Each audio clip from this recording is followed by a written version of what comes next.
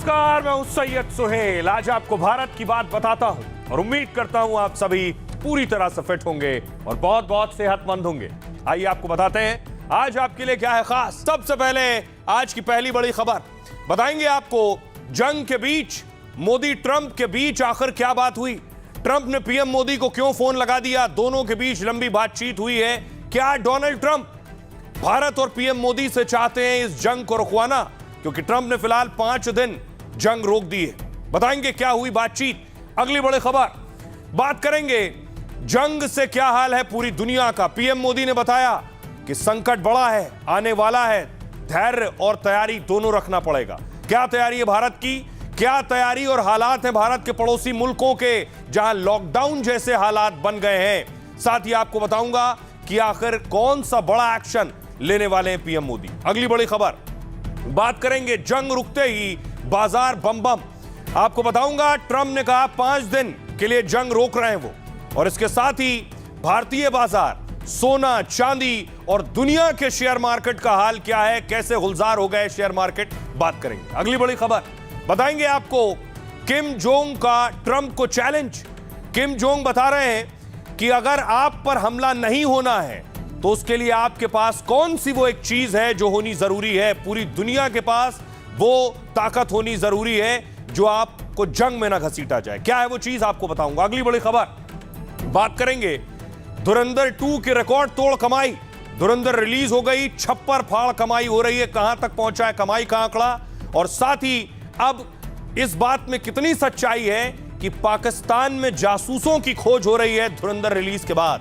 इन तमाम खबरों पर करेंगे बात। आइए शुरू करें, उससे पहले हेडलाइंस।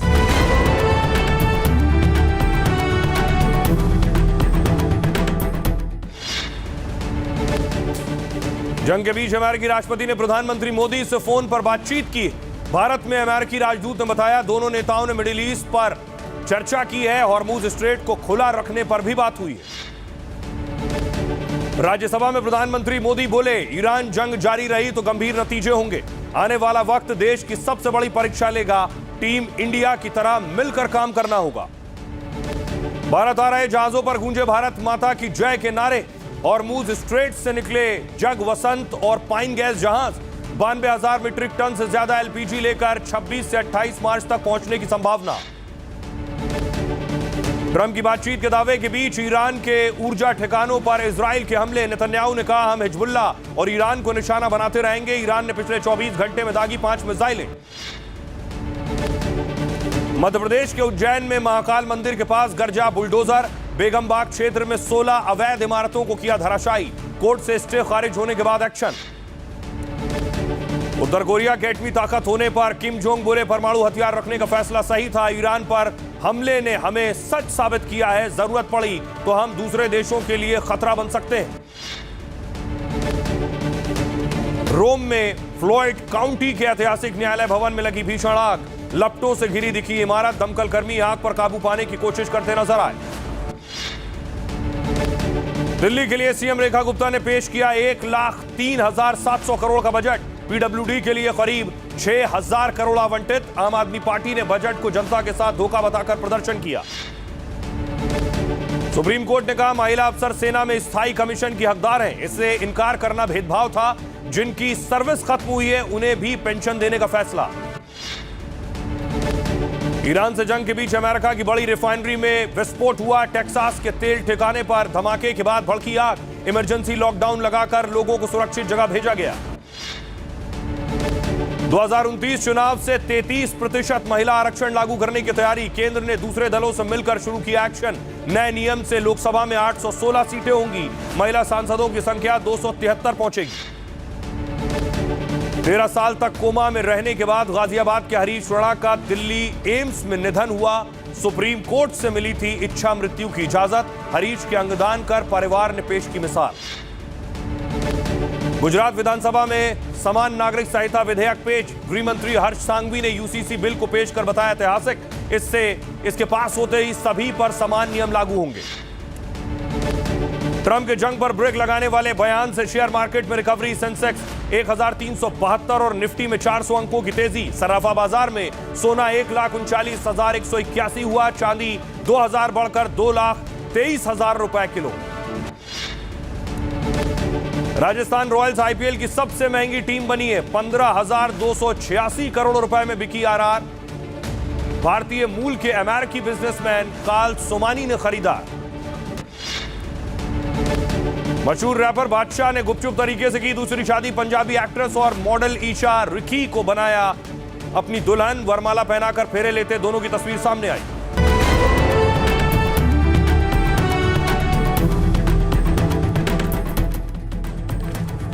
और ये शुरुआत करने जा रहा हूं आज की पहली बड़ी खबर के साथ। और पहली बड़ी खबर है कि क्या हिंदुस्तान को तैयार रहने की जरूरत है। प्रधानमंत्री नरेंद्र मोदी ने बताया कोरोना के वक्त जिस तरह से तैयारी थी वैसी तैयारी की जरूरत है।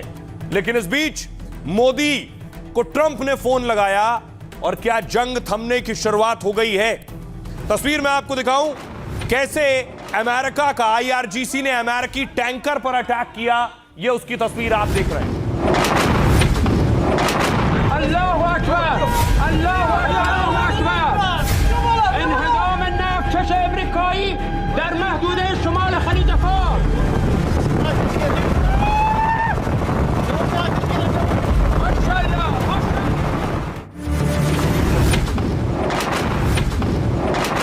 الله أكبر الله أكبر انهدام النفط الأمريكي در محدوده شمال خلیج فارس.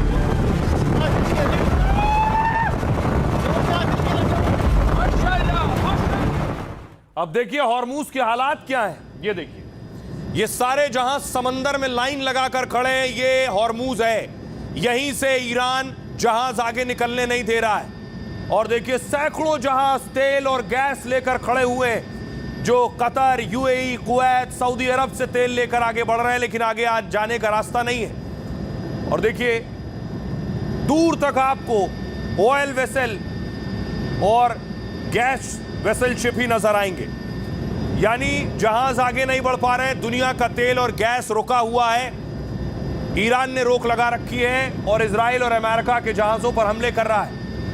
लेकिन इस बीच अच्छी खबर यह है कि इसी हॉर्मूज से भारत का जहाज निकल कर आया है। ये जो तस्वीर आप देख रहे हैं ये भारतीय जहाज पाइन गैस लेकर भारत का जहाज हॉर्मूज से निकला है।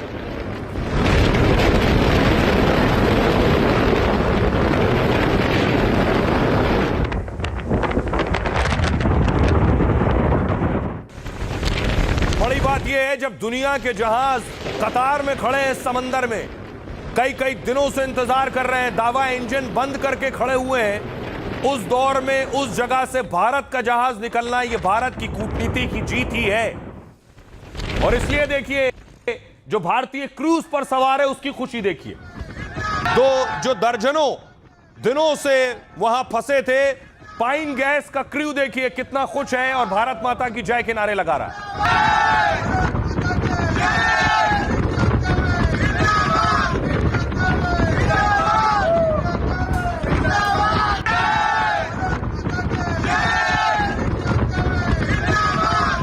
ये उस टीम की तस्वीरें आप देख रहे हैं जो भारत के लिए गैस लेकर आ रहा है जहाज। बहुत दिनों से ये हॉर्मूज में फंसे हुए थे, इन्हें नहीं पता था कब निकल कर जाएंगे। इसमें से बहुत से क्रू पहले कह चुके हैं कि उन्होंने अपने आंखों से समंदर में मिसाइल आते और गिरते देखी है। हर वक्त मुश्किल हो रहा था, लेकिन अब भारत की कूटनीति की जीत, ताकत की जीत जब ये निकल कर आए वहां से।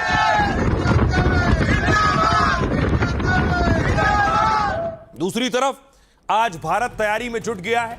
रक्षा मंत्री राजनाथ सिंह ने सेनाध्यक्षों के साथ आज चर्चा की है। रक्षा मंत्री की सेनाध्यक्षों संग बैठक आप देख रहे हैं। हालात क्या है, भारत कितना तैयार है, आने वाले वक्त में भारत को क्या तैयारी करनी है, इस बात का जिक्र पीएम मोदी बार बार कर रहे हैं। कल लोकसभा और आज राज्यसभा में प्रधानमंत्री मोदी ने बताया कि क्या तैयारी करनी है भारत को। हम ईरान, इजराइल और अमेरिका के साथ भी संपर्क में है। हमारा लक्ष्य डायलॉग और डिप्लोमेसी के माध्यम से क्षेत्र में शांति की बहाली का है। हमने डी एस्केलेशन और हॉर्मुज स्ट्रेट खोले जाने पर भी उनसे बात की है। वर्तमान संकट ने पूरी दुनिया की इकोनॉमी को हिला दिया है। भारत पर इसका कम से कम दुष्प्रभाव हो, इसके लिए निरंतर प्रयास किए जा रहे हैं। कहते हैं मुसीबत बड़ी आए तो जुबान कम, दिमाग ज्यादा चलाइए।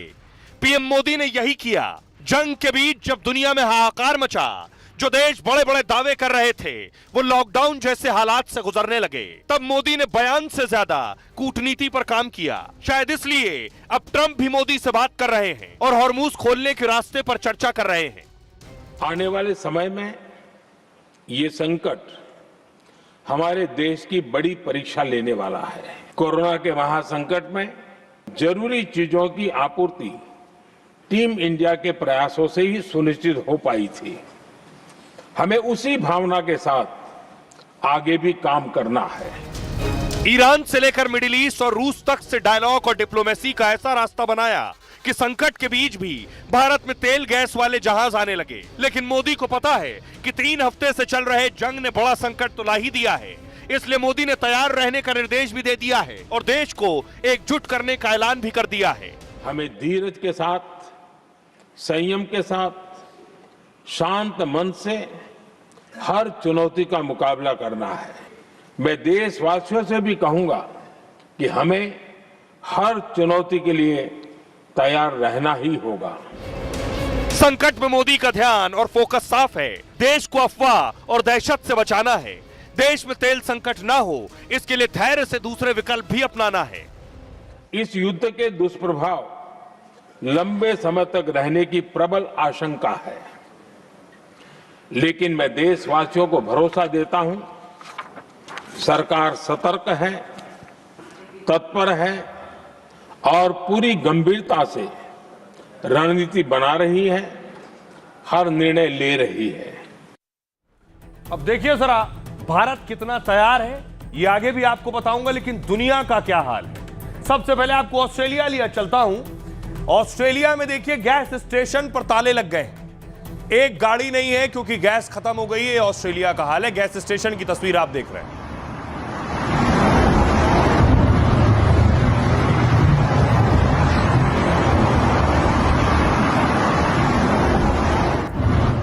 अब आइए आपको दुनिया का हाल मैं बताऊं। सबसे पहले अपने पड़ोसियों से शुरुआत करूं, पाकिस्तान से।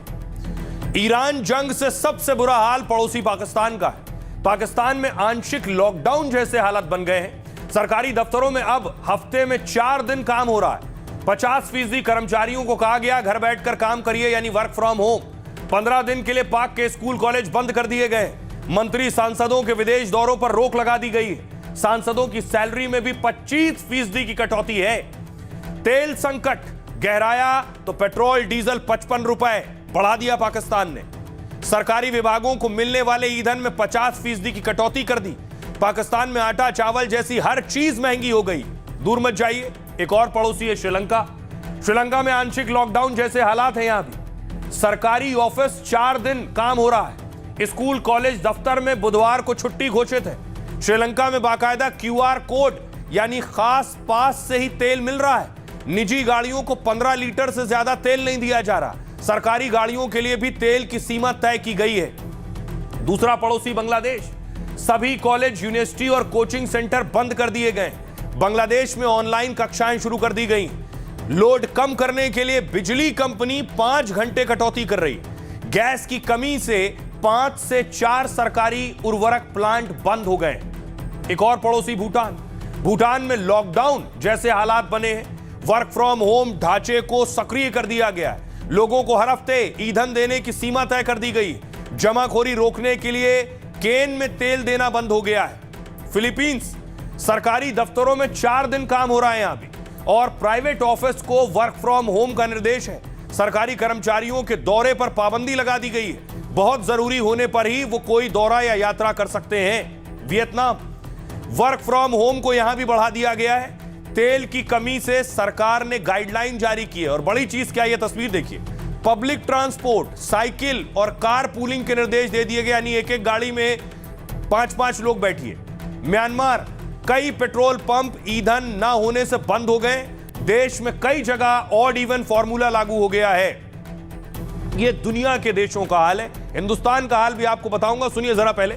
पाकिस्तान के लोग क्या कह रहे हैं। आज 200 रुपए जी पाकिस्तान की तरफ पेट्रोल महंगा कर दिया। हाई ऑक्टेन फ्यूल है, उस पर लेवी 100 रुपए से बढ़ाकर 300 रुपए फी लीटर कर दिया। 300 रुपए फी लीटर टैक्स 1 लीटर पेट्रोल पर। तकरीबन आधे से भी ज्यादा उसकी कीमत में इजाफा किया गया। 535 रुपए अब इसकी नई कीमत हो गई है, 535 रुपए। अब वो कहते हैं ना कि दिल पर पत्थर रखकर जो है हम ये फैसला लेते हैं, तो अब दिल के ऊपर आपने बुर्ज खलीफा रख दिया होगा, जिसके बाद आप ये फैसला ले रहे हैं। बहुत ही अफसोसनाक है। गुलाम मुल्क है, हम गुलाम मुल्क में रह जाए। हमें नहीं चाहिए इस तरीके से पाकिस्तान, हम गुलाम नहीं रहना चाहते। आटे के बारे में सोचना चाहिए, गरीब रोटी नहीं खा के सो रहा। रोटी खाने के लिए नहीं है। पाकिस्तान के हुक्मरानों ने इस कौम की हड्डियां भी चबा ली। पेट्रोल महंगा होने से अब हर चीज महंगी हो जाएगी। इन लोगों को ना मरना भूल गया, जितने भी हुक्मरान है। अगर पेट्रोल पंप भी खाली हो गए तो भूखे मर रहे हैं, हर चीज को महंगी हो रही है इधर। मुझे कहीं से कोई वसीला नजर आएगा तो मैं तो ये मुल्क छोड़ के भागूं। क्या करें, गरीब आदमी है, तंग आकर तो खुदकुशी भी तो नहीं कर सकते।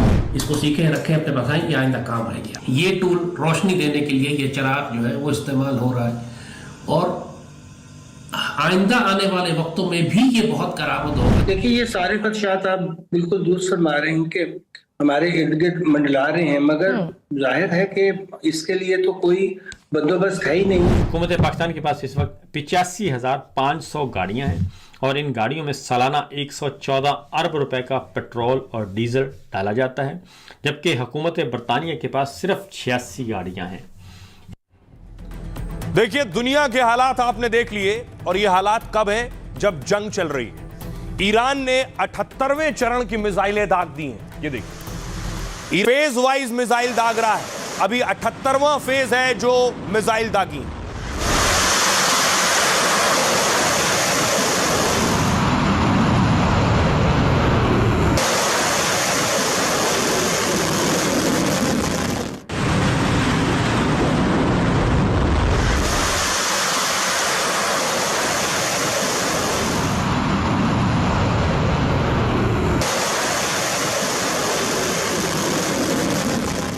और 78वें चरण की मिसाइलें देखिए कहां गिरी।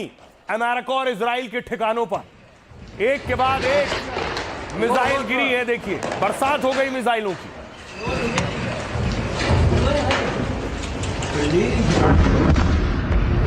ये इराक की तस्वीरें मैं आपको दिखा रहा हूं। इराक में जो अमेरिकी ठिकाने,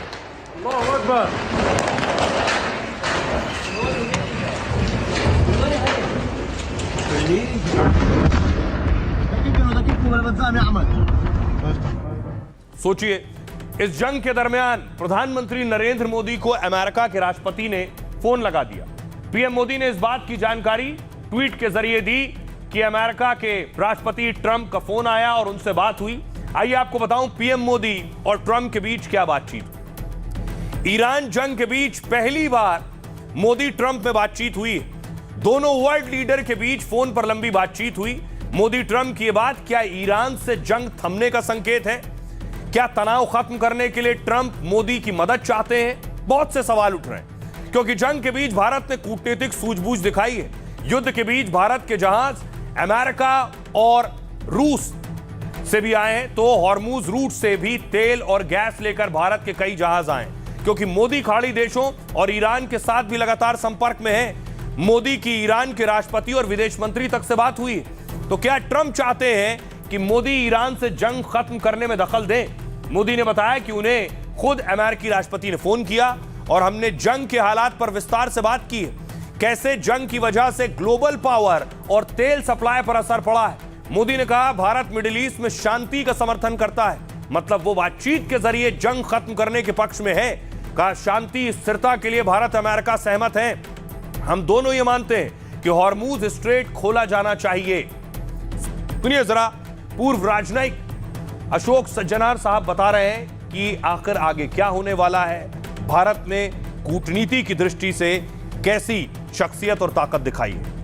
अब चाहते हैं जो उनका सपोर्ट मिले, क्योंकि भारतीय प्रधानमंत्री एक ऐसे मेरे विचार से नेता हैं जो कि जिन्होंने कि ईरान के राष्ट्रपति प्रेसिडेंट पेजेश्कियान से बात की है, मसूद पेजेश्कियान से, और इजराइल के प्रधानमंत्री से दो बारी बात की, और हर एक जो भी है खाड़ी के देश हैं उनके सबके जो शीर्ष नेता हैं, चाहे वो यूएई के प्रेसिडेंट हों मोहम्मद अल नहयान, या फिर अमीर हों कतार के, या सऊदी अरेबिया के क्राउन प्रिंस MBS, इजिप्ट के प्रेसिडेंट, यहां तक कि दूर दूर तक जो देश हैं, फ्रांस के राष्ट्रपति से, मलेशिया के प्रधानमंत्री से, सबसे उन्होंने बात की है जो यहां पर शांति कैसे स्थापित की जाए। युद्ध से किसी बात का हल नहीं निकलता है। अब बड़ी चीज देखिए क्या है कि जंग ट्रंप कह रहे हैं बेशक कि 5 दिन के लिए रोक दिए, लेकिन दूसरी तरफ ईरान अटैक कर रहा है। ईरान इजराइल पर टारगेट कर रहा है। ये ईरान की दागी गई इजराइल पर मिसाइल है।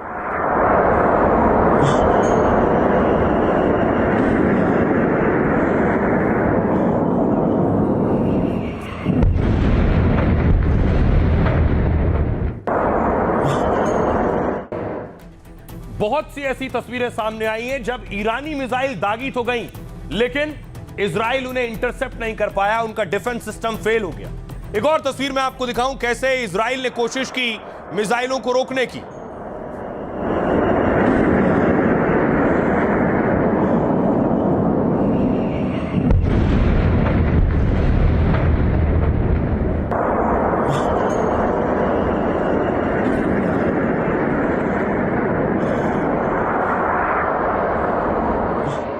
दूसरी तरफ देखिए तेल अवीव में जो मिसाइलें इंटरसेप्ट नहीं हुई वो गिरती हैं, उसके बाद की तस्वीर आप देख रहे हैं। तेल अवीव में जगह जगह अटैक के बाद की तस्वीर।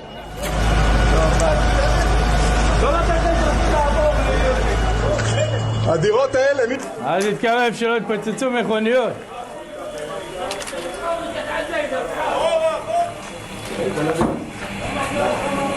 העדף.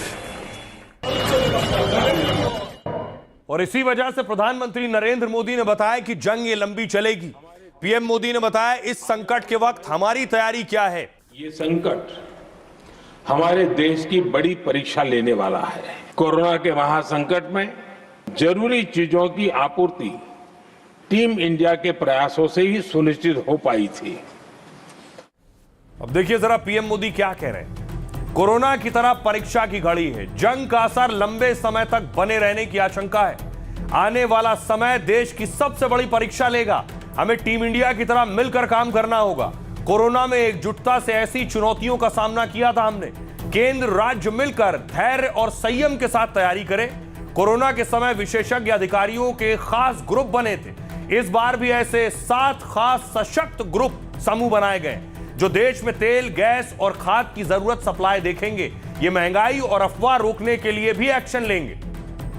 अफवाह और जमाखोरों पर अंकुश। ऐसे संकट में गरीबों और श्रमिकों पर बुरा असर पड़ता है। उन्हें पीएम गरीब अन्न कल्याण योजना का लाभ मिलता रहे। 80 करोड़ लोगों को इससे हर महीने 5 किलो अनाज मिलता है। हर राज्य सरकारों से आग्रह है कि इसके लिए विशेष इंतजाम करें। राज्य सरकारें तय करें कि जरूरी चीजों की सप्लाई होती रहे। कालाबाजारी करने वाले और जमाखोरी पर कड़ा एक्शन हो। देश की विकास गति तेज बनाए रखना सबकी जिम्मेदारी है। आने वाले बुआई के सीजन में किसानों को खाद मिलती रहे। आत्मनिर्भरता जरूरी है। सरकार विदेशी निर्भरता कम करने पर काम कर रही है, क्योंकि ज्यादातर ग्लोबल व्यापार जहाजों पर निर्भर है। हथियार और जीवन रक्षक दवाओं में हम आत्मनिर्भर हो रहे हैं। तकनीक, रेयर अर्थ मिनरल और भी विदेशी निर्भरता कम कर रहे हैं। पिछले 10 सालों में देश की रिफाइनिंग क्षमता बढ़ी है। LPG, PNG और घरेलू गैसों का उत्पादन भी बढ़ा है। सौर ऊर्जा जैसे दूसरे विकल्पों पर भी तेजी से काम किया जा रहा है। संवाद से समाधान, शांति के लिए एकजुट आवाज जरूरी है और भारत कई देशों से लगातार संपर्क में है। हॉर्मुज ग्लोबल व्यापार के सबसे बड़े रूट में से एक है, इसलिए हॉर्मुज स्ट्रेट को खुला रखना जरूरी है। भारत मानता है कि संकट का समाधान बातचीत से संभव है। कूटनीति और संवाद से हमारे तेल, गैस के कई जहाज आए हैं। दोनों पक्षों से भी जल्द जंग रोकने और बातचीत की अपील करते हैं। सुनिए जरा, प्रधानमंत्री ने राज्यसभा में 21 मिनट का भाषण दिया। क्या कहा उसका अंश सुनिए। इस युद्ध से हमारे व्यापार के रास्ते प्रभावित हो रहे हैं। इससे पेट्रोल, डीजल, गैस और फर्टिलाइजर जैसे जरूरी सामान की रूटीन सप्लाई प्रभावित हो रही है। हॉर्मुज स्ट्रेट में दुनिया के अनेक जहाज फंसे हैं, उनमें बहुत बड़ी संख्या में भारतीय क्रू मेंबर्स हैं। ये भी भारत के लिए एक बड़ी चिंता का विषय है। ऐसी विकट परिस्थिति में आवश्यक है कि भारत की संसद के इस उच्च सदन से शांति और संवाद की एकजुट आवाज पूरे विश्व में जाए। वर्तमान संकट ने पूरी दुनिया की इकोनॉमी को हिला दिया है। हमारी इकोनॉमी के फंडामेंटल्स मजबूत हैं और सरकार पल पल बदलते हालात पर नजर रखे हुए है। पीएम मोदी कह रहे हैं हमारी पूरी तैयारी है और हमारी सीधी और सटीक नजर है, लेकिन विपक्ष और विरोधी सवाल उठा रहे हैं, हालात पर चिंता जता रहे हैं। क्या कह रहे हैं राहुल गांधी? राहुल कह रहे हैं विदेश नीति पीएम मोदी की निजी पॉलिसी बन गई है और इसकी वजह से उनकी जगहसाई हो रही है। मोदी और अमेरिकी राष्ट्रपति ट्रंप का नियंत्रण है मोदी पर। अमेरिका और इजराइल जो कहेगा पीएम मोदी वही कहेंगे। गिरिराज सिंह कह रहे हैं देश में एलपीजी नहीं एलओपी यानी लीडर ऑफ अपोजिशन की समस्या है। राहुल गांधी अबोध बालक हैं। कोरोना काल में लोगों में भ्रम फैलाया और भड़काया। भारत की जनता मोदी जी के नेतृत्व पर भरोसा करती है। भारत में कहीं भी तेल के दाम नहीं बढ़े हैं, बस हिमाचल ने तेल की कीमतें बढ़ा दी हैं। अखिलेश कह रहे हैं बीजेपी लाल टोपी और लाल सिलेंडर से घबराती है, कहीं रोटी का साइज ना छोटा कर दें। विश्व गुरु होते तो यह युद्ध नहीं होता। आपकी विदेश नीति भी विदेश ही तय कर रहा है। अनुराग ठाकुर कह रहे हैं कुछ लोग इस सदन में -CCC के साथ आते हैं, न सिविक सेंस, न कॉमन सेंस और न ही कॉन्स्टिट्यूशनल सेंस। ये फोमो गांधी हैं, इन्हें डर रहता है कि कहीं वो सुर्खियों से बाहर ना हो जाएं। अरविंद केजरीवाल कह रहे हैं पीएम की चुप्पी की सजा जनता भुगत रही है। मोदी युद्ध से पैदा हुए संकट को संभालने में नाकाम रहे। रोजी रोटी छिन गई और रुपया रिकॉर्ड निचले स्तर को छू रहा है। चिराग पासवान कह रहे हैं हर बात में कमी निकालना विपक्ष की आदत हो गई है। पूरी दुनिया में संकट है तब भी विपक्ष राजनीति में लगा हुआ है। मोदी जी ने जैसे 11 साल से देश को एकजुट रखा है, वैसे ही इस परेशानी में भी वो सबको एकजुट रखेंगे। सुनिए जरा सियासतदानों को वो क्या कह रहे हैं। नहीं, हमारी जो फॉरेन पॉलिसी है, this is prime minister Modi's personal foreign policy. You can see the result of this. India का प्राइम मिनिस्टर है, इंडिया के प्राइम मिनिस्टर हैं, दिखना चाहिए कि हिंदुस्तान के प्राइम मिनिस्टर हैं। पोजीशन क्या है? कोई पोजीशन ही नहीं है। आपने स्ट्रक्चरल गलती कर दी है, आपने पूरा ढांचा उड़ा दिया है। ठीक है, अब उसको आप ठीक नहीं कर सकते हैं, उसको ठीक करने में बहुत टाइम लगेगा और प्राइम मिनिस्टर मोदी तो कर ही नहीं सकते। मैं आपको लिख के दे रहा हूं, प्राइम मिनिस्टर मोदी जो अमेरिका कहेगा और जो इजराइल कहेगा वो प्राइम मिनिस्टर मोदी करेंगे। दुर्भाग्य है इस देश का। उनको तो तारीफ करनी चाहिए प्रधानमंत्री के इस रवैये का कि जब तक हम उनको सहूलियत दे सकते हैं, और स्टॉक भी बता दिया कि हमारे पास क्या स्टॉक है। देश में एलपीजी की भी समस्या नहीं, देश का एक ही समस्या है, एलओपी की समस्या। युद्ध ना हो, नुकसान सबका है और अब जो परिस्थितियां बनी हैं, भारत को एक मौका और मिला था फिर, जहां विश्व गुरु बन करके दिखता। अगर ये विश्व गुरु बनने का मौका खोया है तो भारत सरकार इसका जवाब दे। हमें सोचना चाहिए कि हम कहते थे हम विश्व गुरु हैं, हम कहते थे कि हम ही सब पीस मेकर हैं, चाहे यूक्रेन का जंग हो, और हम आज ये स्थिति है। नेता प्रतिपक्ष पूरे संपूर्ण विपक्ष का नेता होता है, उसके बाद भी सदन में न उपस्थित रहना। और संकट तो पश्चिम एशिया का आज भी बरकरार है, तो आज तो उनको खुद इससे पहले कहना चाहिए कि इसका भारत को कोई तो है, मतलब दुनिया का संकट है पश्चिम एशिया का। उनको तो ये कहना चाहिए कि भारत इस समय एकजुट है भारत के लिए। अब देखिए जरा भारत की क्या तैयारी है। विपक्ष का काम है कि आलोचना और निंदा करना और सवाल उठाना, वो कर रहे हैं, लेकिन भारत अपने स्तर पर क्या कर रहा है कि ये तस्वीर देखिए। जो शुरू में मैंने आपको दिखाया कि भारत के ऑयल और गैस के जो वेसल और टैंकर हैं वो आ रहे हैं, उसी की एक तस्वीर ये है।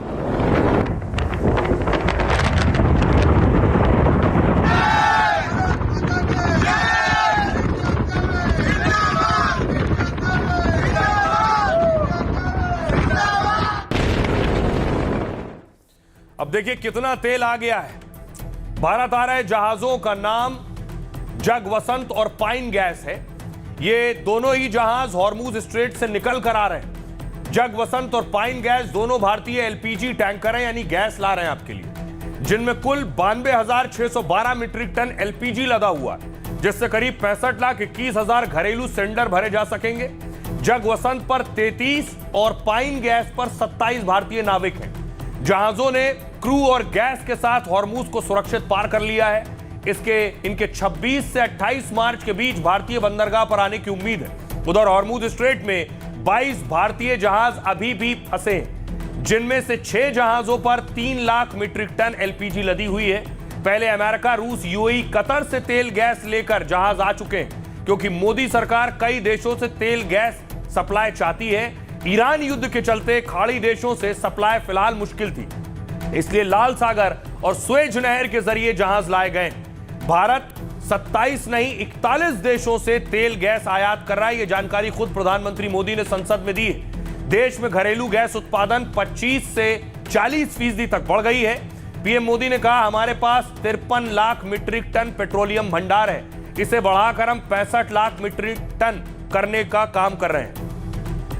अब आपको बताऊं, ये जो वेसल आ रहे हैं, तेल और गैस के जहाज आ रहे हैं, इनके साथ साथ हमारे वॉरशिप यानी युद्धपोत वहां भारत ने पहले से तैनात कर दिए। ये आप देख रहे हैं, ये जो पाइन गैस शिप आ रहा है, पीछे आपको नजर आ रहा है दूर, ये भारतीय वॉरशिप है। इनकी सुरक्षा के लिए, इनकी निगरानी के लिए दूर पीछे आपको वॉरशिप नजर आ रहा है। भारत ने काफी दिन पहले इन्हें वहां भेज दिया था।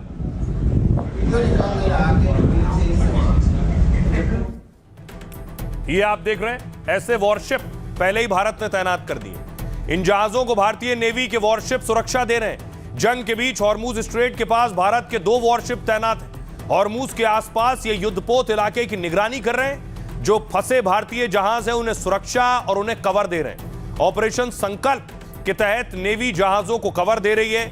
भारतीय नौसेना पहले भी अपने जहाजों को इस तरह सुरक्षा दे चुकी है।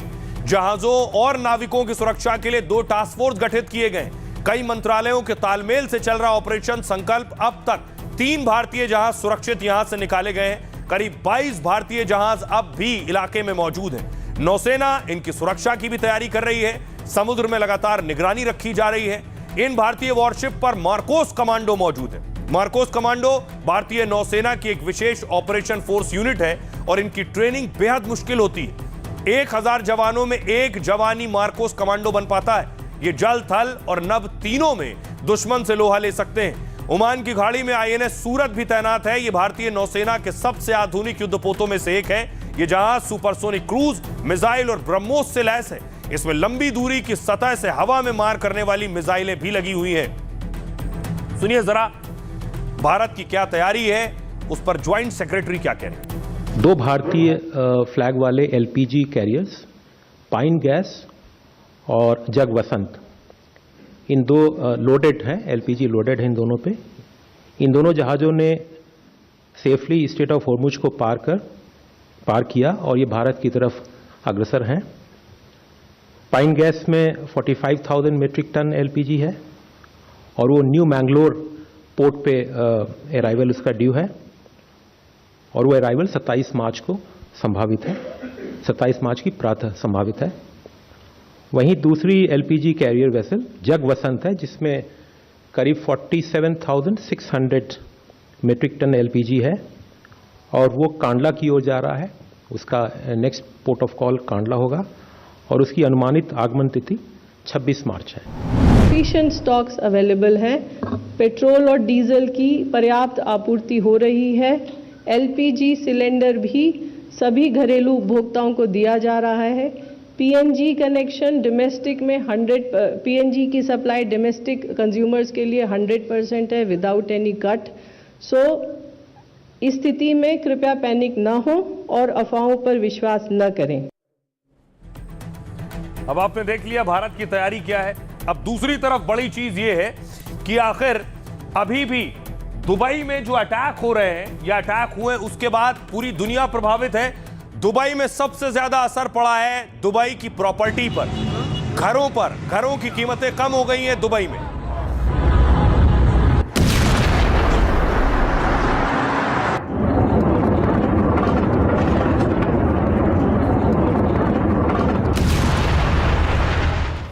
जैसा मैंने आपको बताया कि असर पूरी दुनिया पर पड़ा है, तो देखिए यूएई में क्या असर हुआ। मिडिल ईस्ट की जंग का असर दुबई के रियल एस्टेट कारोबार पर हुआ। एक रिपोर्ट के मुताबिक दुबई में प्रॉपर्टी की बिक्री 44% घट गई। यह गिरावट उस यूएस इजराइल द्वारा ईरान पर किए गए हमलों के बाद दर्ज की गई है। दुबई में 28 फरवरी से 22 मार्च तक 8000 प्रॉपर्टी की रजिस्ट्री हुई है, जो कि सामान्य तौर पर होने वाली रजिस्ट्री से बहुत कम बताई जा रही है। एक्सपर्ट मानते हैं कि युद्ध की वजह से निवेशकों को डर सता रहा है। साथ ही अभी देश में एयरपोर्ट पर आवाजाही भी बहुत कम है, तो माना जा रहा है कि प्रॉपर्टी के खरीदार यहां आ नहीं पा रहे हैं, इसका भी असर है। हालांकि दुबई की छोटी प्रॉपर्टी के दाम लगभग 1 से 1.5 करोड़ रुपए होते हैं, जो कि 47 से 50 हजार रुपए प्रति वर्ग फुट के आसपास पड़ता है। इस हिसाब से 1000 वर्ग फुट का एरिया करीब 5 करोड़ रुपए तक का हो सकता है। बिक्री में गिरावट से अब कीमतों में 4 से 5% तक गिरावट दिख रही है, और अलग अलग जगहों के हिसाब से प्रॉपर्टी की कीमत अलग अलग हो सकती है। फिलहाल यूएस इजराइल ईरान संघर्ष की वजह से दुबई में प्रॉपर्टी के दाम थोड़े कम हो गए। सुनिए जरा हमारी सहयोगी की रिपोर्ट, तेजश्री जो दुबई में है वो बता रही हैं, सुनिए। इस वक्त यदि हम मार्केट की बात करें, रियल एस्टेट की बात करें, तो क्या हालात है?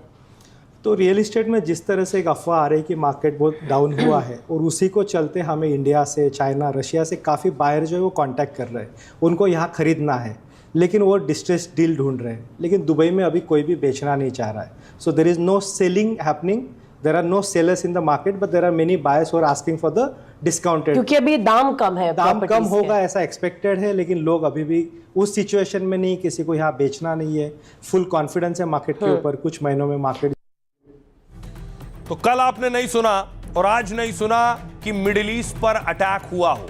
ट्रंप ने 5 दिन के लिए जंग रोकी है, क्या ये उसका असर है? एक तस्वीर आपको दिखाऊं, अमेरिकी ड्रोन मार गिराने का दावा किया गया है।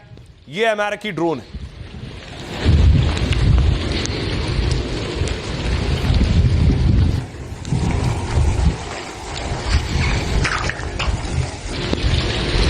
अब चारों तरफ एक सवाल उठ रहा है कि आखिर ट्रंप ने ये जंग रोकी क्यों है? ये क्यों कहा 5 दिन हम अटैक नहीं करेंगे? इसके पीछे ट्रंप के दिमाग में क्या है? पहली वजह, फौज को फंड की कमी। अमेरिकी रक्षा मंत्रालय ने 19 लाख करोड़ रुपए का बजट मांगा, क्योंकि जंग से हर दिन करीब 13,000 करोड़ रुपए खर्च हो रहा है। संसद में ट्रंप की पार्टी ही इस बजट का विरोध में।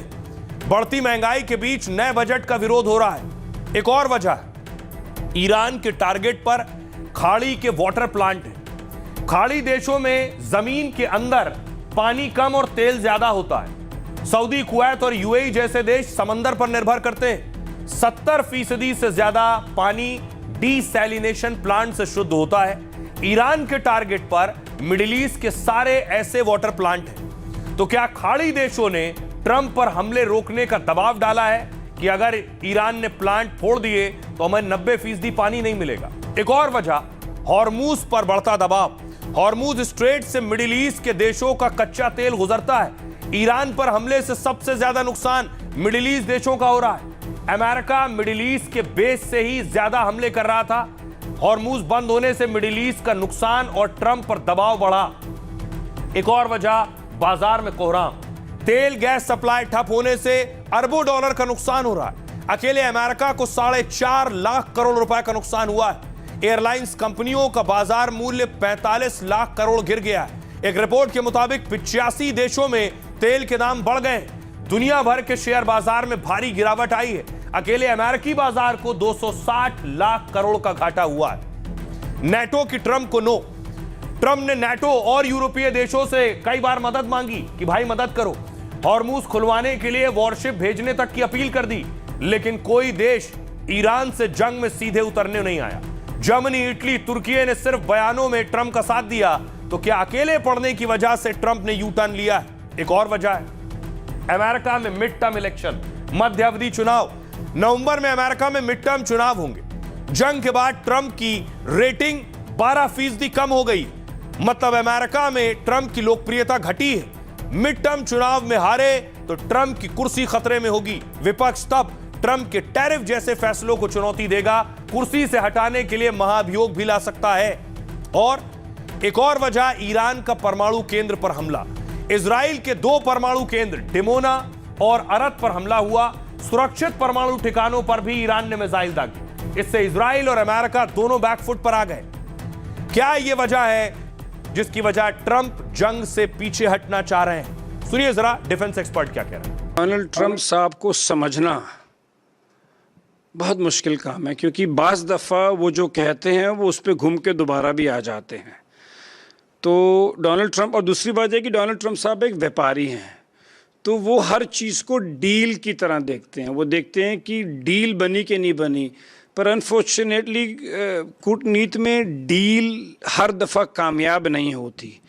तो अब देखना यह है कि ये डोनाल्ड ट्रंप साहब ये समय ख़रीद रहे हैं ताकि उनके जो फोर्सेस हैं, जो उनकी मरीन्स हैं, वो आ सकें, या वो सही मायने में चाहते हैं कि इसका समाधान निकले। पर इसमें सबसे बड़ी बात यह है कि अब ये डोनाल्ड ट्रंप साहब का अकेले का डिसीजन नहीं, क्योंकि इसमें इजराइल भी इन्वॉल्व है। और बात यह है कि इजराइल चाहता है कि नहीं, इजराइल को डोनाल्ड ट्रंप साहब संभाल पाएंगे कि नहीं, ये भी बहुत बड़ा सवाल रहेगा।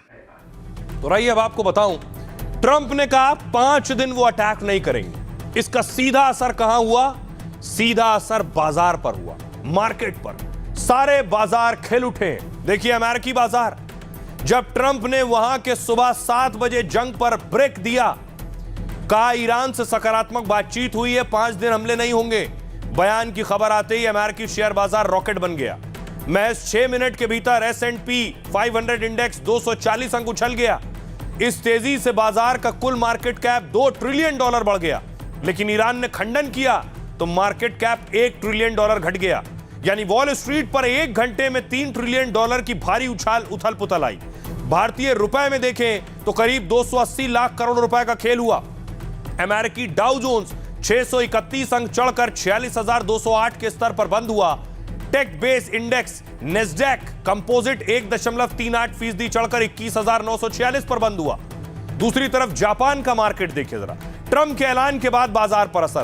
ट्रंप के बयान के बाद जापानी शेयर मार्केट में भी बढ़ोतरी हो गई। निक्की 225 इंडेक्स करीब 1.43% बढ़कर बंद हुआ। यह 736 पॉइंट बढ़कर 52,252 के स्तर तक पहुंच गया। चीन का बाजार देखिए। चीनी मार्केट ने भी ट्रंप के बयान पर सकारात्मक रुख अपनाया। शंघाई कंपोजिट इंडेक्स में 1.78% की बढ़ोतरी दर्ज हुई। मंगलवार को चीनी मार्केट 68 पॉइंट बढ़कर 3,881 पर बंद हुआ। हांगकांग का मार्केट 2.79 के साथ 681 पॉइंट बढ़ गया फौरन। HK50 इंडेक्स 24,859 अंकों के साथ बंद हुआ है। साउथ कोरिया का मार्केट देखिए। यहां कॉस्पी इंडेक्स 2.74% बढ़कर 5,553 पर बंद हुआ। यानी सारे बाजार बल्ले बल्ले कर रहे थे। भारतीय बाजार देखिए, मंगलमय रिकवरी हुई भारतीय बाजार में। इसके बाद सेंसेक्स 1372 अंक चढ़कर 74,068 पर बंद हुआ। इतना ही नहीं, निफ्टी में 400 अंकों की तेजी दर्ज की गई। डॉलर के मुकाबले रुपया 34 पैसे मजबूत होकर 93.64 पर आ गया। सर्राफा मार्केट में सोना 79 रुपए ही गिरा, सिर्फ 1,39,181 हो गया। वहीं चांदी 2000 बढ़ गया, 2,23,000 रुपए प्रति किलो बिका। सुनिए जरा मार्केट एक्सपर्ट इस पर क्या कह रहे हैं। जब तक क्रूड ऑयल प्राइसेस नीचे नहीं आता तब तक नई तेजी होना थोड़ा सा मुश्किल दिख रहा है। जहाँ तक और वो इसलिए मैं कह रहा हूँ कि हमारे जो भी असम्पशंस होते हैं मैक्रो नंबर्स के रिगार्डिंग के आने वाले दिनों में या जीडीपी ग्रोथ है या कॉर्पोरेट टॉप लाइन अर्निंग्स हैं, ये सारी चीज़ें they were based on one thing के एंड वन असम्पशन दैट जो क्रूड ऑयल प्राइस है वो 65-70 के रेंज में रहेगा, 75 के for near and mid term. But अब जो 110 पहुंच गया था, अभी 112-15 कल था, आज 100-104 चल रहा है, जो भी है वो अभी भी एलिवेटेड लेवल पे है।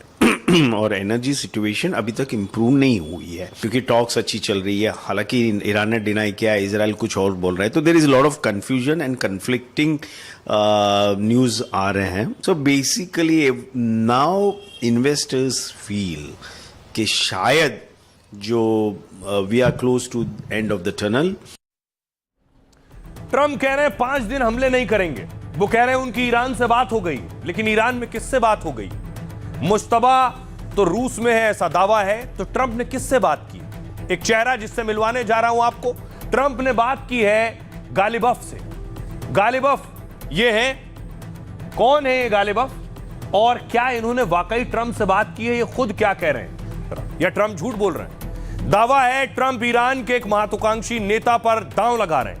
वो नेता है ईरानी संसद के स्पीकर बी गालिबफ। बी गालिबफ अमेरिकी मीडिया एक्सियोस ने सूत्रों के हवाले से दावा किया है कि अमेरिकी हित साधने गालिबफ को भरोसे में लिया जा रहा है और उनसे बात करने ट्रंप अपने उपराष्ट्रपति को भेजने को तैयार हो गए। दावा है गालिबफ को ईरान का सुप्रीम लीडर बनाना चाहते हैं ट्रंप। अंदर खाने गालिबफ से ही ट्रंप प्रशासन बातचीत कर रहा है। हैं कौन ये गालिबफ? गालिबफ को ईरान का कट्टरपंथी नेता माना जाता है। 2020 से ईरानी संसद के अध्यक्ष पद पर काबिज हैं। उन्हें अली खamenei का विश्वास पात्र माना जाता था। वो ईरान के प्रमुख राजनीतिक व्यक्तियों में से एक हैं जिनका करियर सैन्य सुरक्षा और राजनीतिक रहा है। गालिबफ सुप्रीम लीडर की फोर्स IRGC के पूर्व कमांडर हैं। 1961 में जन्मे गालिबफ ईरान इराक युद्ध में शामिल रहे। 1979 की क्रांति के बाद गालिबफ बाजिस फोर्स में शामिल हो गए। उन्हें तेजी से पदोन्नति मिली और वो 3 साल में जनरल बन गए। फिर सैन्य पायलट बनकर IRGC की वायुसेना के प्रमुख बने। 1999 में छात्र प्रदर्शनों को कुचलने वाले उन कमांडरों में एक थे, कमांडर्स में, जिन्होंने तत्कालीन राष्ट्रपति को सख्त एक्शन के लिए कहा था। खamenei ने ही गालिबफ को राष्ट्रीय पुलिस प्रमुख बनाया था। IRGC फोर्स से निकलकर सियासत में आए, तेहरान के मेयर बने।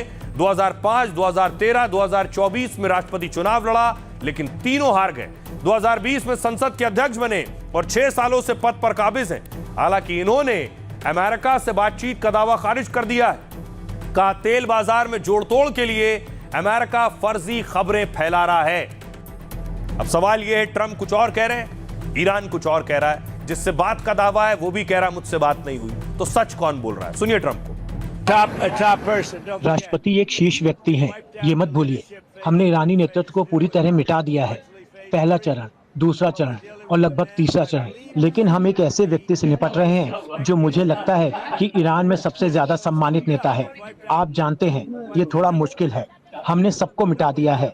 अब ईरान में कोई बड़ा नेता या कोई सर्वोच्च नेता नहीं है। किसी ने भी दूसरे सर्वोच्च नेता के बारे में कभी नहीं सुना, लेकिन हमने सुना है। हमें नहीं पता कि वो जीवित है या नहीं, लेकिन जो लोग इसे चला रहे हैं वो वास्तव में सच पर यकीन करते हैं। उन्हें मैं बताना चाहता हूँ कि मैं नहीं चाहता कि उनकी हत्या हो जाए। ठीक है, मैं नहीं चाहता कि उनकी हत्या हो जाए। कोई भी इस वक्त ईरान का मुखिया बनने के लिए उत्सुक नहीं है, लेकिन शायद हम उस समस्या का समाधान निकाल सकें। अब देखिए, ट्रंप एक तरफ कह रहे थे मैं अटैक नहीं करूंगा, हमला नहीं करूंगा, लेकिन नेतन्याहू मिसाइल दाग रहे थे। नेतन्याहू एक तरफ नहीं, ईरान के साथ साथ लेबनान पर भी अटैक कर रहे थे। ये रात में भीषण हमला लेबनान पर है।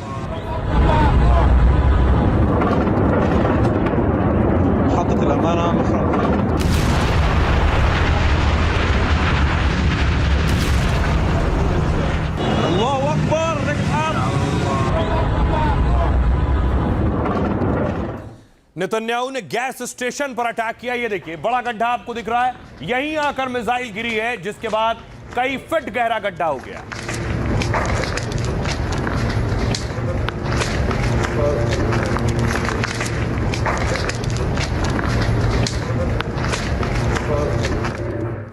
दूसरी तरफ लेबनान से हिजबुल्लाह भी अटैक कर रहा है। यह हिजबुल्लाह की मिसाइल है और ये मिसाइलें उसने इजराइल पर दागी।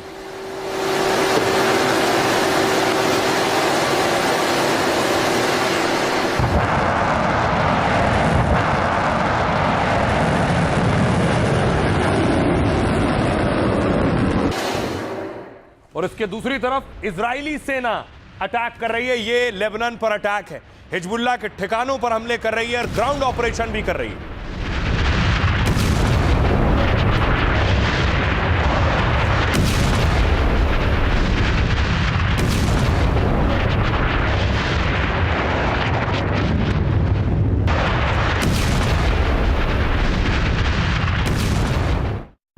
एक और अटैक किया इजराइल ने, ये देख रहे हैं की तस्वीर मैं आपको दिखा रहा हूं। गाड़ी जा रही थी, वहीं धमाका हुआ।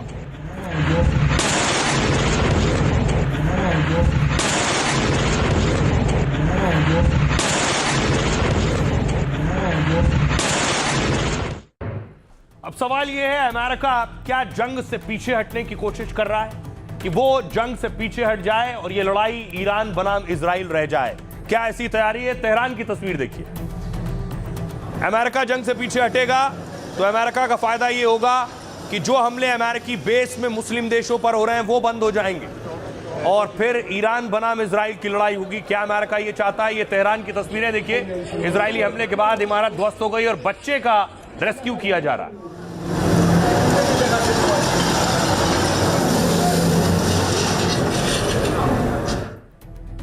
तो आखिर नेतन्याहू का प्लान क्या है? अमेरिका भले ही ईरान के खिलाफ हमलों में नरमी बरते, लेकिन इजराइल हर हाल में हमले रोकने को राजी नहीं है। इसका खुलासा इजराइल के प्रधानमंत्री ने खुद कर दिया है। नेतन्याहू ने कहा, हमने ईरान लेबनान में हमले जारी रखे हैं और रखेंगे, यानी ट्रंप के युद्ध विराम वाले प्लान को इजराइल नहीं मानेगा। मगर इसके पीछे भी नेतन्याहू ने ट्रंप को ही आगे कर दिया है। कहा, मैंने समझौते के बारे में ट्रंप से बातचीत कर ली है। अमेरिका और इजराइल ने जो सैन्य कामयाबी हासिल की है उसी को समझौते में बदलेंगे जिससे हमारे हितों की रक्षा हो सके। नेतन्याहू ने कहा कि ईरान और हिजबुल्लाह को निशाना बनाएंगे। ऐसे में इजराइल ने ईरान में कई जगह ऊर्जा ढांचे पर बमबारी की। ईरान के इस्फहान में गैस प्लांट और कंट्रोल स्टेशन पर हमला किया गया।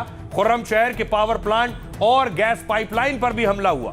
इजराइल ने कहा कि उसने करीब 50 ठिकानों को टारगेट किया है जिनमें हथियार रखने की जगह और एयर डिफेंस सिस्टम शामिल है। बैलिस्टिक मिसाइल ठिकाने और कई सरकारी इमारतें हैं। इजरायली सेना ने कहा कि अभी हजारों टारगेट बाकी हैं। युद्ध कई हफ्ते चल सकता है। पलटवार में ईरान ने 24 घंटे में इजराइल पर 7 अलग अलग मिसाइल अटैक किए हैं। सुनिए जरा इजरायली पीएम नेतन्याहू क्या कह रहे हैं।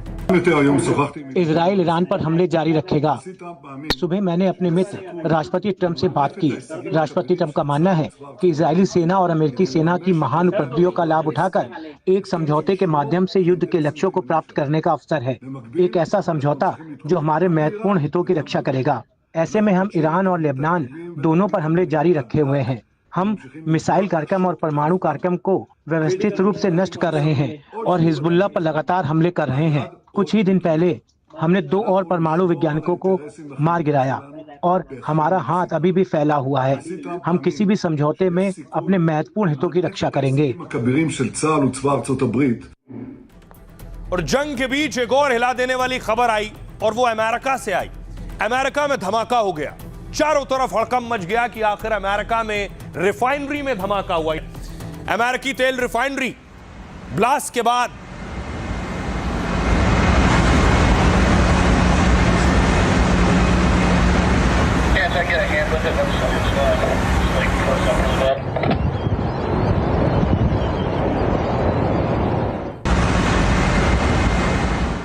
अमेरिकी तेल रिफाइनरी में ब्लास्ट। जंग के बीच अमेरिका की रिफाइनरी में धमाका हुआ।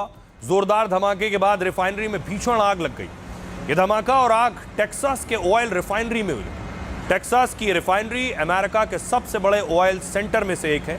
यह रिफाइनरी रोज करीब 4,35,000 बैरल कच्चे तेल को प्रोसेस करती है। पहले तो शक हुआ कि कहीं ईरान या उसके प्रॉक्सी ने हमला तो नहीं किया, लेकिन बाद में सामने आया कि रिफाइनरी में तकनीकी दिक्कत से धमाका हुआ है। खतरे को देखते हुए इलाके में इमरजेंसी लॉकडाउन लगाया गया है। मतलब रिफाइनरी का काम रोका गया और लोगों को शिफ्ट किया गया।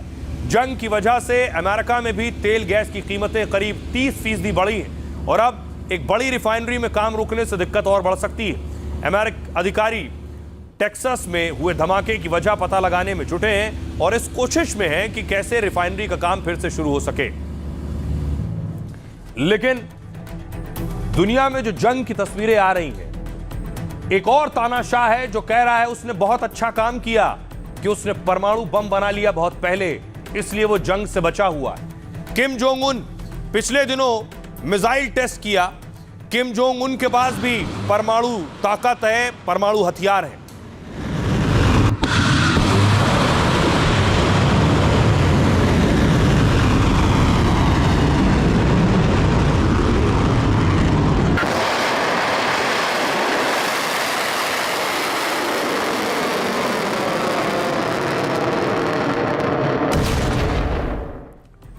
अब देखिए जरा ईरान अमेरिका की जंग के बीच किम जोंग ने बड़ा बयान दिया है। किम जोंग उन ने कहा है कि परमाणु हथियार रखने का फैसला उनका सही था। ईरान पर अमेरिका इजराइल के हमले ने उन्हें सच साबित कर दिया है। युद्ध में जीत मजबूत ताकत से ही तय होती है। सिर्फ मजबूत सैन्य ताकत ही किसी देश को सुरक्षित रख सकती है। तानाशाह ने सोमवार को संसद में अपने लंबे भाषण के दौरान यह बयान दिया। अपने भाषण में किम ने दक्षिण कोरिया के प्रति सख्त रुख दोहराया है और कहा कि परमाणु ताकत को और मजबूत करेंगे ताकि अमेरिका को रोक सकें। किम जोंग उन का यह भाषण लिखित रूप में जारी हुआ, जिसमें कहा गया कि 2019 में ट्रंप के साथ बातचीत टूटने के बाद परमाणु हथियार बढ़ाने का फैसला उनका सबसे सही कदम था। किम ने कहा कि अब वो यूएस के खिलाफ मोर्चे में और सक्रिय भूमिका निभाएंगे। हालांकि उन्होंने अमेरिकी राष्ट्रपति ट्रंप का सीधे नाम नहीं लिया। किम जोंग उन ने साफ किया कि वो हर स्थिति से निपटने के लिए तैयार हैं। सुनिए जरा किम जोंग उन क्या कह रहे हैं। बढ़ते अमेरिकी विरोध माहौल के बीच उत्तर कोरिया वाशिंगटन के खिलाफ संयुक्त मोर्चे में मजबूत भूमिका निभाएगा। ट्रंप के विरोधी टकराव या शांतिपूर्ण बातचीत का चुनाव करते हैं या नहीं, यह उन पर निर्भर है, लेकिन हम किसी भी विकल्प का जवाब देने के लिए तैयार हैं। और वर्चस्ववादी ताकतों के लिए हमारे पास परमाणु हथियार होना बिल्कुल सही है। मौजूदा वक्त में परमाणु हथियार एक तरह की सुरक्षा की गारंटी है।